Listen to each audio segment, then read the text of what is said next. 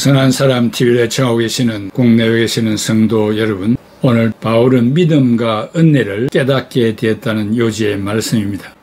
바울은 다메섹을 체험하기 이전에는 믿음과 은혜를 체험해 보지 못했고, 다만 율법의 조문대로 살아야 하기 때문에 율법에 얽매여 살고 의무감에서 살아왔습니다. 그 이유는 율법, 즉 법에는 아가페 사랑이 존재하지 않으며 은혜가 존재하지 않습니다. 오직 형벌만 있을 뿐입니다. 그러나 바울은 다메섹을 통하여 믿음과 은혜를 체득하게 되었습니다. 첫째, 율법을 주신 목적이 무엇인가? 믿음과 은혜를 말하기 전에 율법을 알아야 믿음과 은혜를 알 수 있습니다. 로마서 3장 19절에 우리가 알거니와 무릇 율법이 말하는 바는 율법 아래에 있는 자들에게 말하는 것이니 이는 모든 입을 막고 온 세상으로 하나님의 심판 아래에 있게 하려 함이라. 이 본문이 말하는 율법의 목적은 지극히 간명합니다. 그동안 우리는 율법에 대해서 너무나 큰 의미를 부여했지만 결단코 그런 것은 아닙니다. 그 적은 첫째, 모든 사람의 입을 막기 위함이라고 했습니다. 법이 없으면 사람들은 자기를 죄인이라고 인정하지 않습니다. 교도소에는 아무도 죄를 지었다고 하는 사람이 없다고 합니다. 모두가 다 의인이고 선하고 경건하고 거룩하다고 합니다. 하나님은 죄인들이 변명, 합리와 거짓말로 자기를 합리화하지 못하도록 입을 털어막기 위해서 율법을 주셨다고 합니다. 율법이 없으면 사람들은 다양하게 그리고 교모하게 법을 만듭니다. 종교인들은 저마다 자기들의 교리와 종교적 기준을 말하고, 철학자들은 철학을 중심으로 도덕적 기준을 말하고, 민족마다 집단마다 표준이 각기 다릅니다. 사사기 17장 6절에 그때에는 이스라엘 왕이 없었으므로 사람마다 자기 소견에 옳은 대로 행하였더라. 그러므로 하나님이 율법을 주심으로 통일되고 확고한 법을 주셨고 각자의 법을 만드는 것을 차단해버렸습니다. 하나님이 주신 율법이 있으므로 무엇이 죄인지 무엇이 불법인지 해서는 안 될 일인지를 기록해 주셨습니다. 율법에는 하나님의 의, 즉 기준이 있어서 아무도 하나님 앞에서는 자기의 의를 주장할 수 없고 자기의 선과 의로움과 거룩함을 주장할 수 없습니다. 모든 사람이 법 앞에서는 입을 다뭅니다. 둘째는 세상을 하나님의 심판 아래 있게 하기 위하여 로마서 4장 15절에 율법은 진노를 이루게 하나니 율법이 없는 곳에는 범법도 없나니라. 율법은 사람을 심판하기 위해 존재합니다. 미국에는 간통죄가 없습니다. 그렇다고 미국인들이 도덕성이 높아서이거나 청교도 정신이 탁월하여 그런 것이 아닙니다. 간통에 관한 법이 없기 때문에 그렇습니다. 심지어 중동에는 중혼이란 배우자가 있는데 다른 사람과 법적으로 결혼을 하는 것을 말합니다. 첩혼, 첩을 두는 것을 말합니다. 이것이 다 죄가 되지는 않습니다. 그 나라 법은 일부 다처 제도이기 때문입니다. 타락한 인간의 심리를 아신 하나님께서 상위의 율법을 주셨기 때문에 온 세상이 하나님 앞에서 유죄가 된 것입니다. 율법을 주시는 순간 모든 사람은 하나님 앞에서 유죄가 된 것입니다. 그래서 믿음과 은혜가 필요한 것입니다. 적은 셋째 죄를 깨닫게 하기 위함입니다. 로마서 3장 20절에 그러므로 율법의 행위로 그의 앞에 의롭다 하심을 얻을 육체가 없나니 율법으로는 죄를 깨달음이니라. 사람은 율법으로 죄를 알게 됩니다. 로마서 7장 7절에 그런즉 우리가 무슨 말을 하리요? 율법이 죄냐? 그럴 수 없나니라. 율법으로 말미암지 않고는 내가 죄를 알지 못하였으니 곧 율법이 탐내지 말라 하지 아니하였더라면 내가 탐심을 알지 못하였으리라. 예를 들면 어떤 물건을 지나가다가 몇 차례 본 것뿐인데 미치도록 갖고 싶은 마음이 들고 훔쳐서라도 가져야겠다는 욕망이 든다면 그것을 본능, 본성의 발동이라 말합니다. 성경은 그것을 탐욕, 탐심이라고 말합니다. 탐심은 우상 숭배라고 합니다. 율법을 통하지 않고는 이것을 죄라고 알지 못합니다. 사람들은 예수 그리스도를 믿지 않는 것이 죄인 줄을 알지 못합니다. 그리고 예수 그리스도를 믿지 않으면 지옥에 간다는 사실을 알지 못합니다.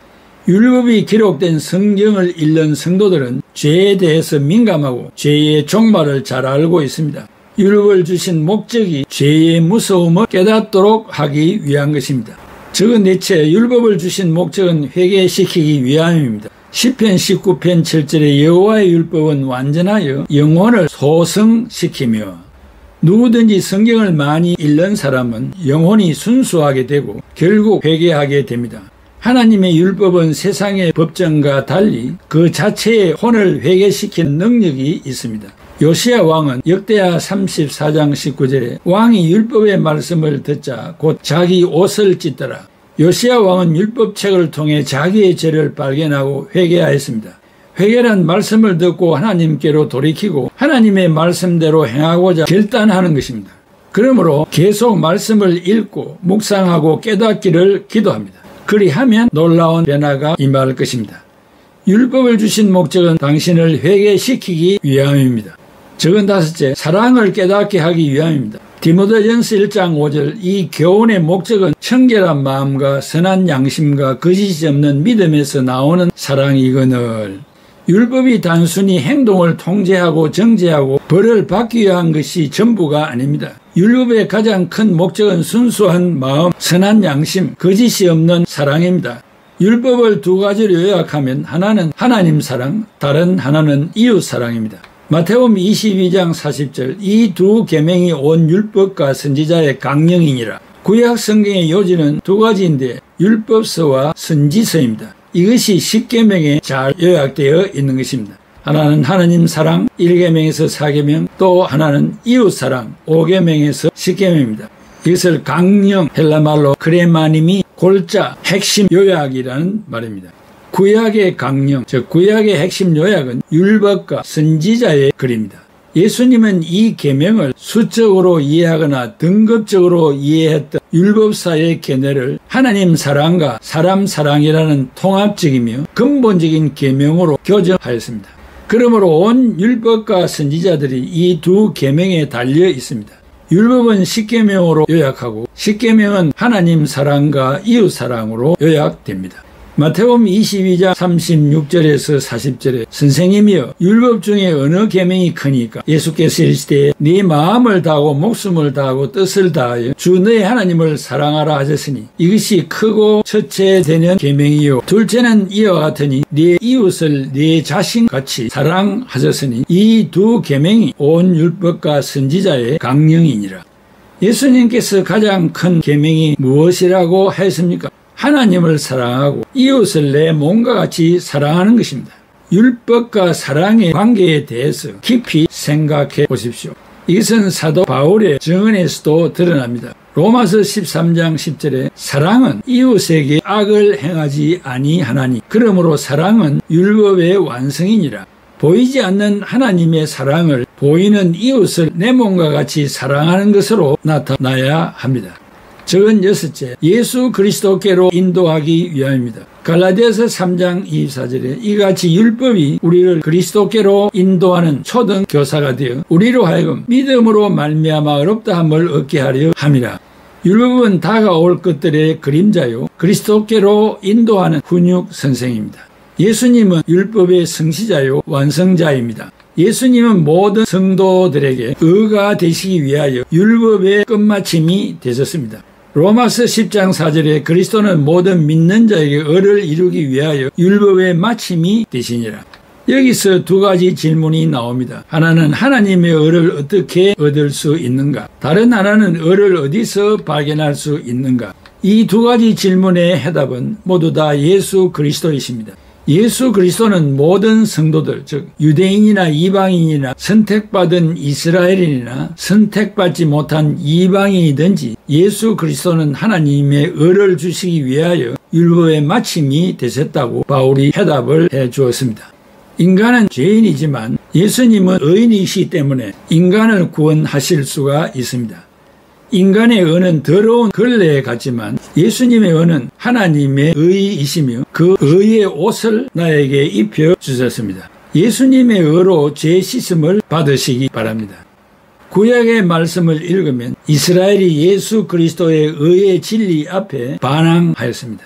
이스라엘은 그들이 믿는 전통, 율법, 할례, 조상 여러 가지 약속이 자신을 구원한다고 믿었습니다. 그런 메시아가 올 것이라고 판단하여 진정한 구원을 잃어버렸습니다. 예수 그리스도가 초림하시기 전에 하나님은 인간에게 미리 하나님의 의를 보여주시기 위하여 모세를 통하여 율법을 주셨습니다.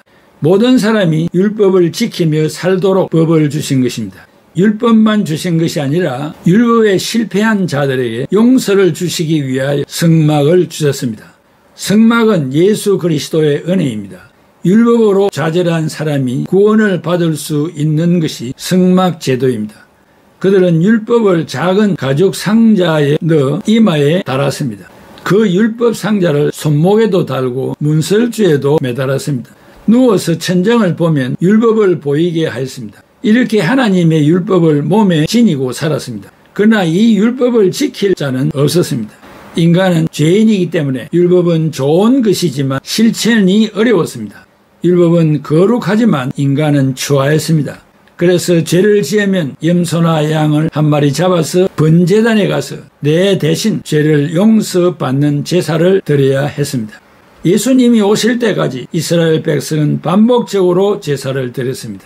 예수님이 오셔서 우리를 위하여 십자가에서 못 박혀 돌아가셨습니다. 율법을 지킨 자는 이 세상에 한 사람도 없었지만 예수 그리스도는 죄 없으신 하나님의 아들이시기 때문에 율법을 완전하게 지키셨습니다.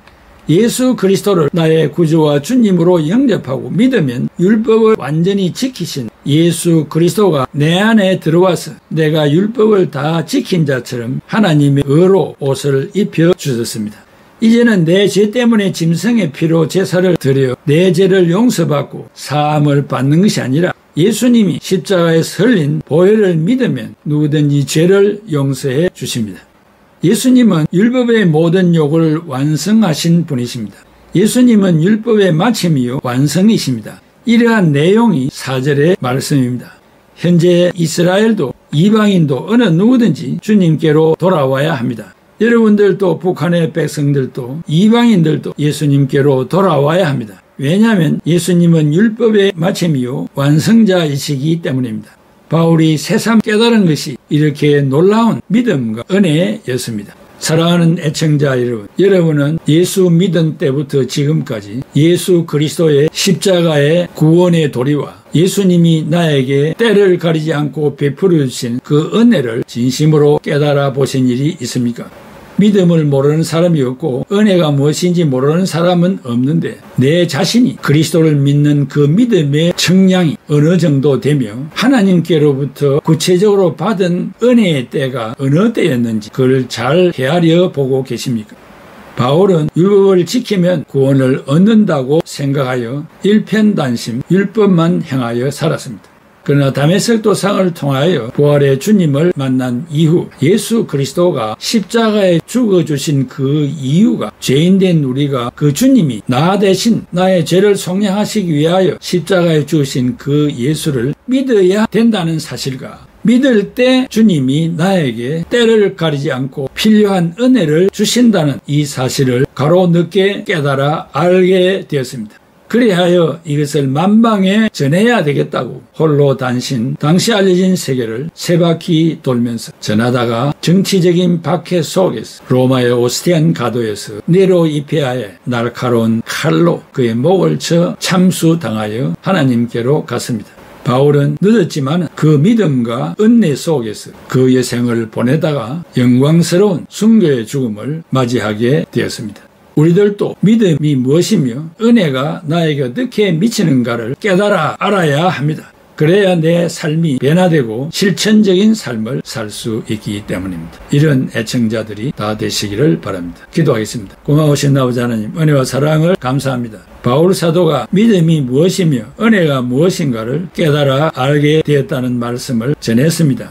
율법으로서는 믿음이 필요 없고 은혜가 필요 없고 정죄밖에 없고 시벌밖에 없었습니다. 웬 은혜입니까? 웬 사랑입니까? 우리에게 이 놀라운 믿음을 주시고 은혜를 선물로 주신 것을 감사드립니다. 이 넘치는 축복에 감격받아 오늘도 내일도 그리스도의 복음을 위하여 살아가는 우리 모두가 다 되게 하여 주옵소서. 예수 그리스도의 이름으로 기도하옵나이다. 아멘.